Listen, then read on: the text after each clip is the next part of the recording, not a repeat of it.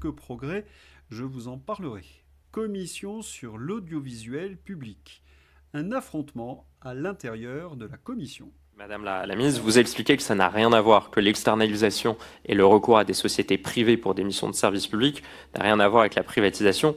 Qu'est-ce que vous diriez, par exemple, si on externalisait les fonctions de la police nationale à des sociétés privées, y compris des sociétés étrangères ? Parce que MediaOne, qui est l'une des deux sociétés à bénéficier de 80% notamment des émissions de France 5, MediaOne est la première société de production à bénéficier des contrats avec France Télévisions à hauteur de 110 millions d'euros par an. MediaOne est détenu à plus de 50% par un fonds d'investissement américain, KKR. Vous voyez un peu l'analogie que je fais. Pour vous, ancienne ministre de la Culture, il n'y a aucun problème à ce que le service public et l'argent du contribuable aillent financer des sociétés privées détenues à l'étranger pour produire des émissions importantes du service public. Pour vous, il n'y a aucun sujet derrière cette question-là. La désinformation, ça a bien 2 minutes. MediaOne, c'est un groupe français qui a son siège à Paris et qui a effectivement des actionnaires divers et variés. On va les auditionner, on va leur demander des comptes. Je le dis parce que cette audition est gardée. On va leur demander des comptes sur leurs liens, le fonctionnement avec le service public et notamment avec France Télévisions. Mais arrêtez de nous faire croire que MediaOne est un agent de l'étranger. C'est un champion européen dont le siège est en France. On peut ensuite s'interroger sur ses actionnaires, mais ne dites pas, s'il vous plaît.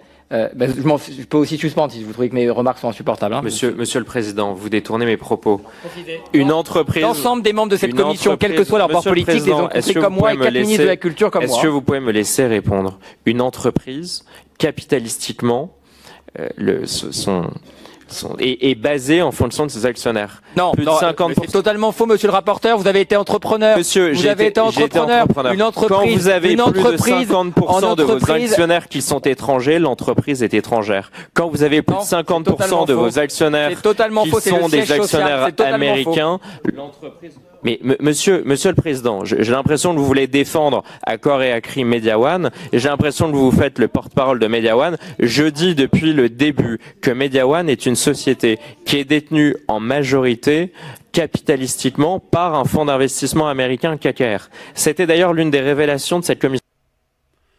Incident grave en commission d'enquête après avoir rappelé que MediaOne, premier bénéficiaire des contrats de France Télévisions, dirigé par le socialiste Pigasse, milliardaire, est majoritairement détenu par un fonds d'investissement américain. Quel hasard! Le président de la commission, Jérémy Patrier-Létrus, macroniste, m'a accusé à tort de relayer des fake news. Cette information est pourtant vérifiée et parfaitement avérée. Je l'avais en effet montré dans un de mes entretiens. Il m'a ensuite violemment interrompu et a suspendu définitivement la séance alors qu'il ne restait plus qu'une dizaine de questions, dont certaines sensibles à poser aux anciens ministres de la Culture présents. Cette entrave est grave, incompréhensible et inacceptable, issue du droit de tirage du groupe UDR. Cette commission d'enquête concerne des millions de Français et mérite des réponses claires. Avec les socialistes, ça va être compliqué, comme pour les macronistes. Aucun président de commission n'a le droit d'entraver des débats parce qu'il dérange, ni, plus grave encore, de suspendre définitivement des auditions lorsque les questions ne lui conviennent pas. Oui, c'est ahurissant. Alors que près de 50% du budget du ministère de la Culture est consacré à l'audiovisuel public, la sauvegarde du patrimoine ne représente que 4,5% des crédits. Résultat, 67 000 monuments non protégés sont menacés de disparition partout sur notre territoire. Interrogé sur cette hiérarchie budgétaire, Rachida Dati a pourtant affirmé qu'il n'y avait pas lieu d'arbitrer entre l'audiovisuel public et le patrimoine en péril, allant jusqu'à déclarer que le Grand Palais a failli être vendu à une puissance étrangère faute de moyens financiers. Nourrir les parasites socialistes qui produisent des informations de basse qualité, c'est donc une priorité pour le ministère de la Culture.